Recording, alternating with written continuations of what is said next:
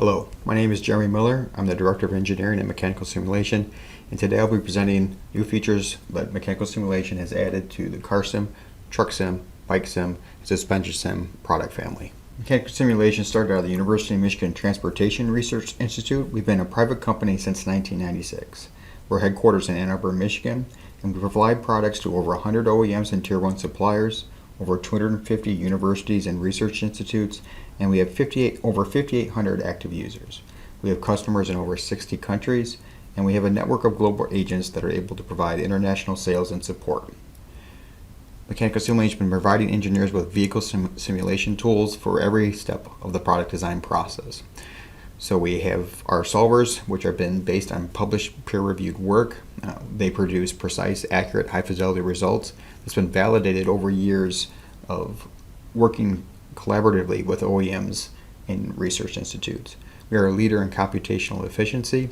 We have open interfaces and architectures. Those interfaces and architecture allows us to integrate with existing engineering and testing tools, and this allows engineers to build their own custom technologies and stacks based around existing products or bring their own tools to the table. Our solvers are very scalable. They can scale from working on HIL systems or all the way up to HPC and cloud, all using the same vehicle model, the same solver, same math model. Mechanical simulation releases CarSim, BikeSim, and TruckSim twice a year. We release our .1 version in June and our .0 version in December. This past December we released 2021.0, and then we will again update to 2021.1 in June of this year. We release SuspensionSim once a year. We release SuspensionSim only on .0 revisions. Our development partners have become to rely on this development cadence, and using this development cadence, we regularly reintegrate new interfaces and developments made by those development partners into our core products.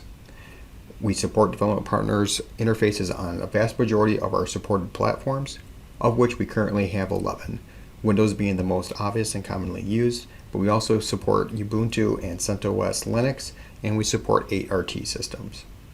Our automation system, or continuous integration and deployment systems, provides an opportunity to release more often, and it also allows us to maintain a standard of quality and a standard of performance that we've become accustomed to. So let's get started with some of the new features in 2020.0 through 2021.0. One of the major things that we've been working on is our electrified powertrain options. We've added the ability to drive multiple axles with hybrid or pure electric drives. We added the ability to mix hybrid and pure electric drive modes on the lead unit. And we now have the possibility to model electric all-wheel drive, which is electronically controlled torque distributions between the front and the rear axle. So these additions to the solver have extended the possibilities for customers to configure hybrid topologies or powertrain topologies that best suit the target vehicle in development. In 2021.0, we continue to work on our electrified powertrain. We added the ability to drive each wheel independently. And so it became possible to have 4 electric motors driving 4 electric wheels in the case of a 4-wheeled vehicle. The drive torque reaction for the 2-motor case can be selected to be either in-wheel or on the sprung mass. This allows for modeling of in-wheel hub motors or chassis-mounted motors, is what's more typical in modern electric cars. All electric motors are involved in the battery state of charge calculation. This includes discharge. So in the case again of 4 motors, they would all represent an effect on the battery's state of charge. In 2020.0, we added support for parallel solvers to our user interface, or VS Browser. As you can see in the video below, we have a platooning example making use of that parallel solver. The vehicle started out of order and will gradually transition to being in order based on the marker above each vehicle. So 1, 2, 3, 4, 5. Those particular 5 vehicles are represented in the Simulink blocks that you see in the middle of the right-hand images. 1, 2, 3, 4, 5 S functions supported in Simulink. In this particular case, Simulink is the simulation master. In 2021.0, we added multiple HIL systems to the supported, they had parallel solver support, Galactical Concurrent NI Linux, and ETOS LabCar. As we can see, the platooning applications are very useful. The HPC license can replace the parallel license if the scalability requirements are above 20 vehicles. Along the line with the parallel solver options, we've added the ability to control multiple vehicle math models within one instance or one process of the solver operating. And so in this particular example that you're seeing here, we have 4 high fidelity vehicle math models interacting with one another, as well as interacting with other moving objects within the scene or scenario. We support a new model layout command, which allows those math model vehicles to be configured.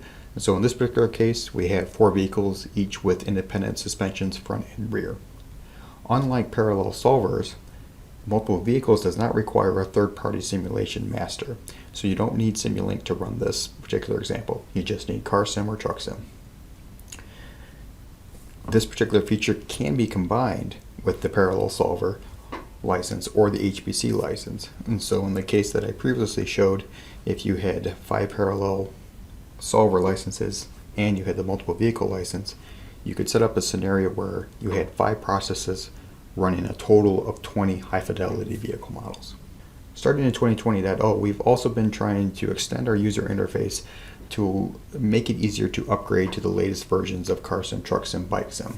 And so we've been working on these types of systems to make it very informative, and we've been updating our documentation to point out particular problems or particularly deprecated features or improved features and lead customers to make the appropriate choices when upgrading.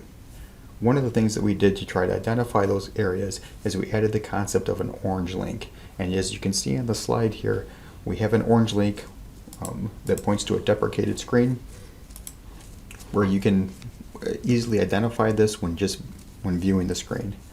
We also added the ability to report deprecated screens during a database conversion. So when you do the upgrade, say you do an upgrade from 20.0 to 2021.0, we enumerate all the deprecated screens and provide documentation for how customers should upgrade to the new version of CarSim or TruckSim.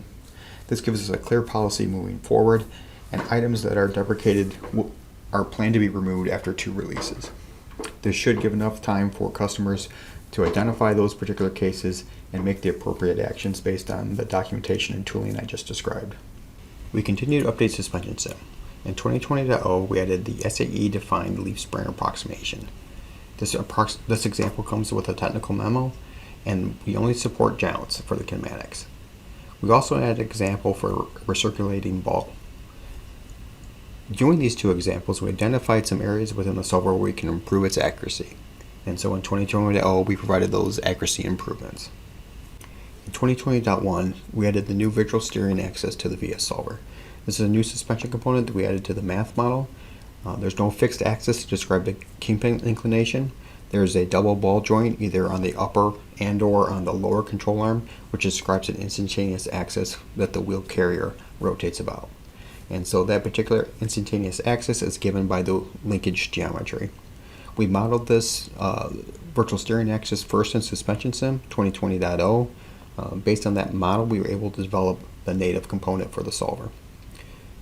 In the video below, you've been seeing the B-Class sports car example, making use of this new steering component. We've also made a lot of improvements to the fixed steering axis. So we have a new closed form method for calculating the kingpin rotation angle. And what we can do in this particular case is that we can properly identify when the kingpin rotation angle will be out of a known constraint. So no longer will you see the cannot calculate kingpin steering angle. That error will not occur during runtime. The check is now done during initialization only. To do this work, there is a slight difference in simulation results. However, we feel that difference is more accurately represents the model that we're trying to simulate. We've also been able to prove the computational performance of the steered suspensions. We also had an example in 2021.0 called the VS Proving Ground.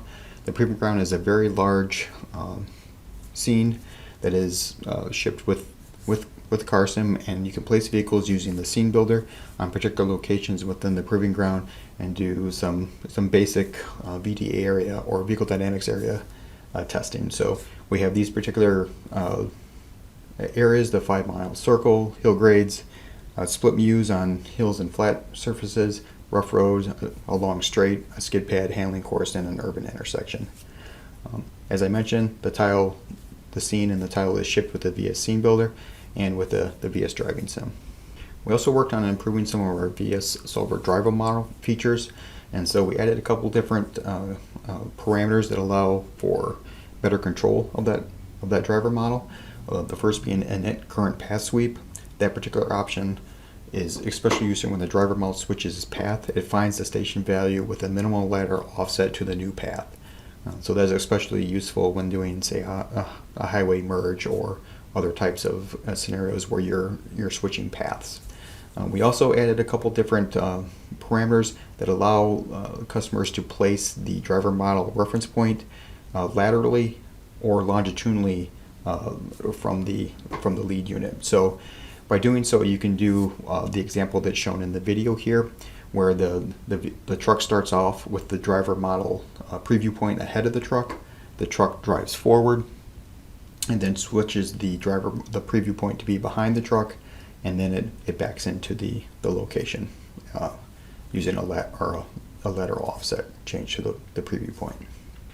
Also in 2020.0, we added a brake transport delay. We made it accessible. So now we added the keyword that you see, T-lag BK, for each wheel to establish to provide a pure time delay between the master cylinder pressure and the line pressure at each wheel. So in the graph you see here, you can see that the brake master cylinder pressure increases a little bit earlier in the simulation time than when the line pressure is noticed at a particular wheel. And we also, because as you can see in the plot, we output this information in our results. In 2020.0, we also worked on BikeSim modularity. So TruckSim and CarSim have been modular since 2018. So we extended some of the lessons learned from doing CarSim and TruckSim to BikeSim, and we were able to build a modular solver. The modular solver greatly improves development efficiency and flexibility going forward, and so we can add different types of degrees of freedom based on different suspension characteristics that are needed. By going modular, we also fully support kinematical preview, which was originally released in CarSim and TruckSim. And kinematical preview is especially useful when you have out of order or kinematics could be delayed when coupling with other third-party tools. And we also, by doing the modularity, we also brought forward some of our more informative echo files, and we have those to be more descriptive and easier to read. In 2020.0, we also introduced VS Terrain, but we continue to make improvements with VS Terrain. So in 2020.0, I should say that we have a much higher improvement out of the query performance when using VS Terrain. So we've reduced the file size that VS Terrain requires by 60%. We're 35% quicker in query performance. We added to our tools custom build parameters so that end users can fine-tune their need for accuracy versus their need for performance. We also added the ability to handle ill-formed mesh data. So if VS Terrain files are being built from mesh data that could be then procedurally generated or captured by instrumentation, we better handle those types of data formats. We also now support VS Terrain on 8 of our 9 HIL platforms, the only exclusion being the DS1006. And we also added the VS Terrain API and library as part of our VehicleSim SDK. We continue to make improvements to the Scene Builder UI. So we added the ability to support right and left-hand drive traffic in the Scene Builder. We also started to support OpenDrive 1.5, and we made the UI much more easier to use by allowing customers to dock windows in a way that best works for them. So you're allowed to move the properties or paths, dialogues you see here on the slide, to new locations within the UI. We continue to make improvements to our VehicleSim Dynamics Unreal plugin. What the VehicleSim Dynamics Unreal plugin is an interface between the VS Solver and the Unreal gaming engine. This allows customers to create complex scenarios and also provides connections to development partners who also support Unreal. In 2020.0, we added support for Ubuntu Linux. We also, to accomplish this, we also updated VS Connect and VS Vehicle APIs to support Linux. Those APIs are provided in the VehicleSim SDK. We also created standalone packages which include the same projects that are available in user sections at https://carsim.com. What that allows customers to do is deploy the packages as needed for those particular projects. No longer is it required to get the package from the Epic Marketplace. Another feature we added to our Vehicle Dynamics plugin for Unreal is we added support for Unreal's InDisplay feature. What InDisplay allows customers to do is to deploy a system which can include multiple computers with multiple rendering cards or graphics cards while only using a single instance of CarSim being controlled by a master node in Unreal. The master node then connects to particular cluster nodes or individual nodes and allows the Unreal Engine to view the same scene or produce a rendered image of the same scene the master node is running in. This became particularly useful if the vehicle under test requires multiple camera sensors. It's very easy to set up connections, and it's very easy to scale up to multiple nodes with many rendering targets being available through the Unreal Engine. We've been working with Nvidia Drive Constellation for a couple of releases now. So in 2020.0 we worked with Nvidia to add CarSim to the Drive Constellation software stack, and it was available as part of DriveSim 1.0. We continued to improve the interface with Nvidia. Nvidia updated DriveSim 1.0. I believe the latest version of DriveSim 1.0 is DriveSim 1.6. We continue to work with them and keep up to date and in sync with them. We passed all validation tests in 2020.1 release for DriveSim 1.0, and then looking to the future, we're planning to integrate with Drive Constellation 2.0. Nvidia DriveSim 2.0. In 2020.0, we introduced our HPC licensing feature. HPC licensing allows customers to deploy the CarSim solver, TruckSim solver, or BikeSim solver on many hundreds or thousands of compute nodes. A key advantage of doing this is that the checkout time for the license is very quick. The way we are able to achieve this quick license checkout is we inject our VehicleSim license manager between the Flex license server and the solver itself. So via a network connection, the VehicleSim solver reaches out to the license manager, validates that a license is available, executes the run that's instructed to run, and returns the license back to the license manager.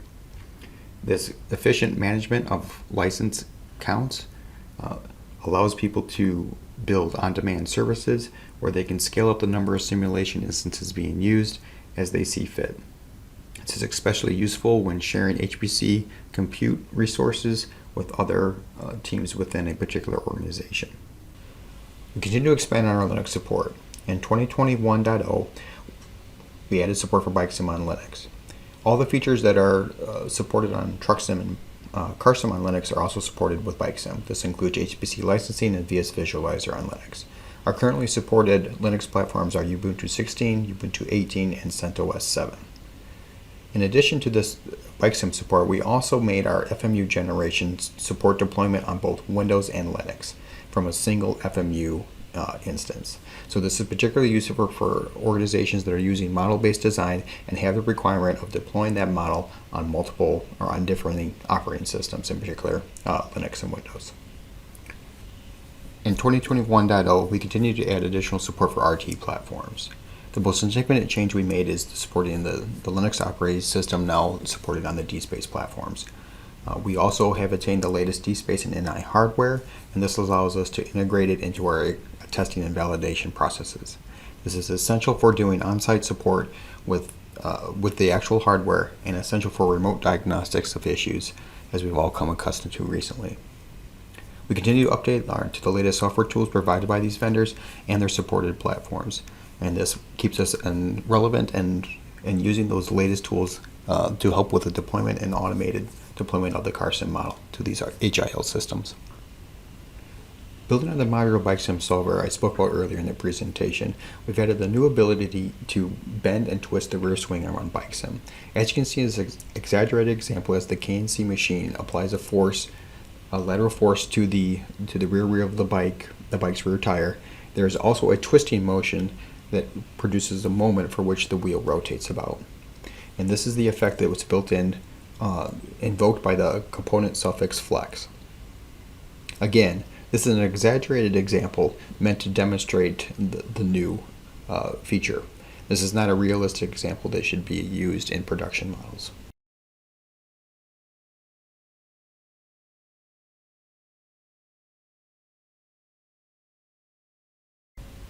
In 2020.1, we added the ability to attach ADAS sensors to moving objects. This became particularly useful when we wanted to range a moving object to a sprung mass or a vehicle under test. And so we made it much easier to attach the sensors to what we call the current unit. And so as you enumerate through the list of moving objects using VS commands or within the structures that are in the user interface, you can specify the current sprung mass unit or the current moving object, attach a sensor to that particular object within the simulation, and then have the ability to detect other objects that are detectable moving objects. So as you can see in this particular image, we have a moving object that is the pedestrian crossing the road, and we have a sprung mass object that is attached to the high fidelity vehicle dynamics that is CarSim.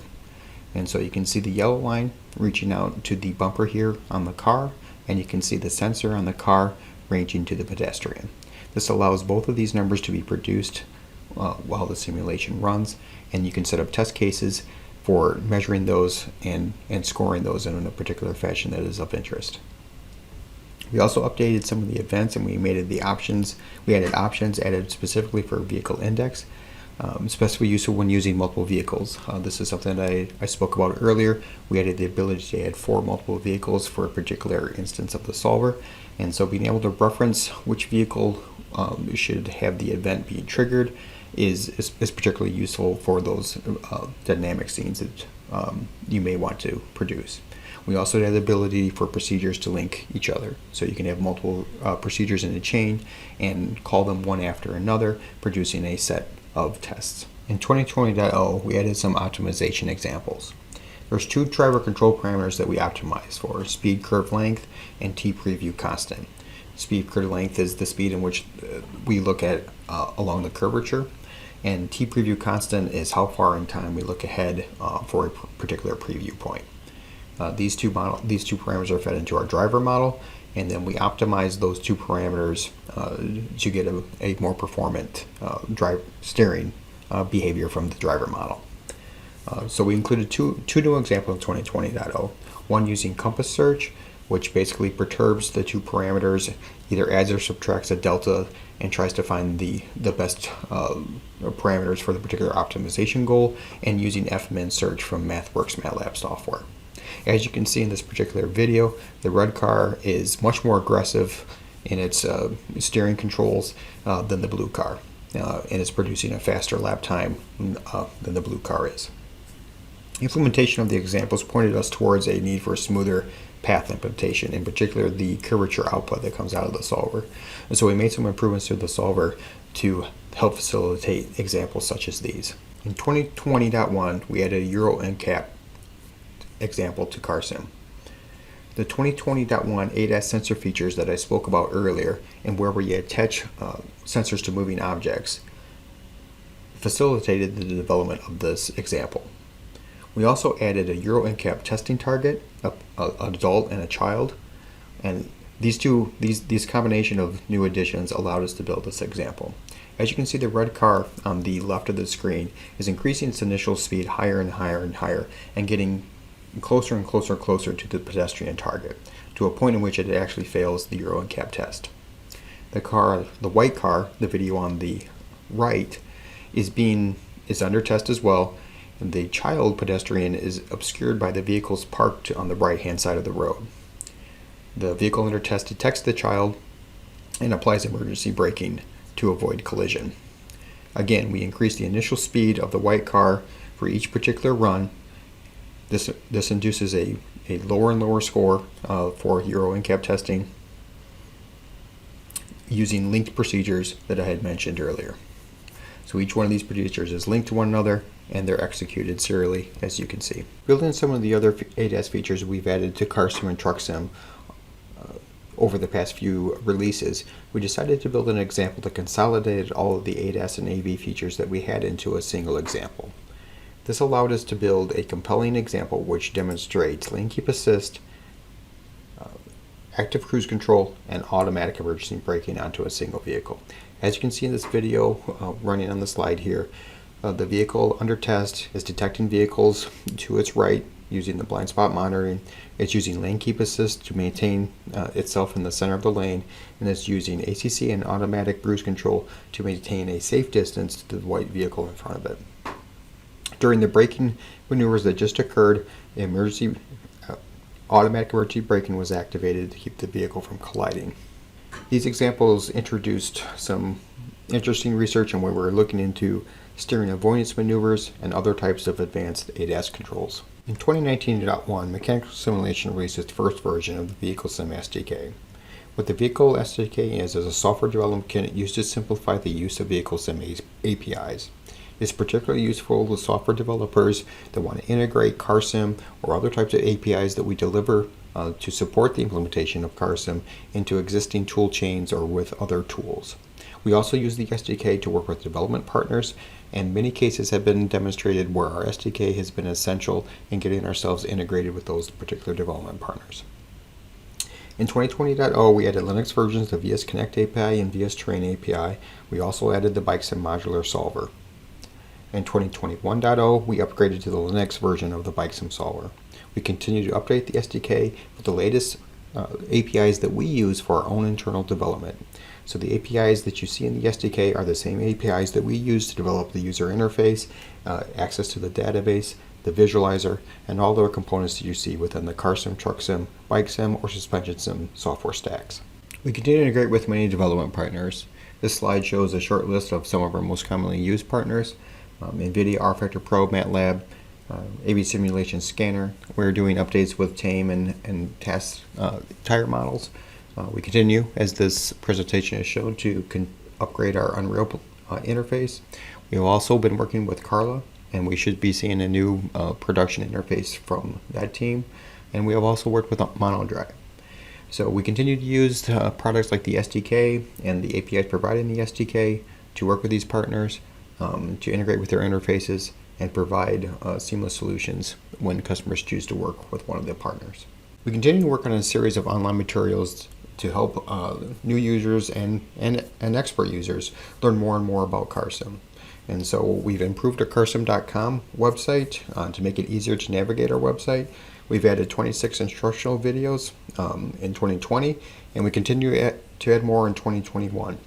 All our videos are closed captioned, so YouTube does the translations for us, so they're available captioned in multiple languages. And the link provided in this slide will get you to the website that's shown to the right.